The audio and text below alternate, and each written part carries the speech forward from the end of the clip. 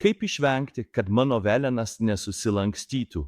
Ant savo veleno pastebėsite, kad turite grąžto galą ir įrankio galą.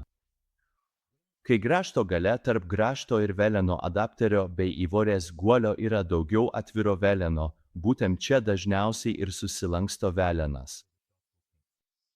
Kad to išvengtumėte, stenkitės, kad įvorė būtų kuo arčiau grąžto ir veleno adapterio.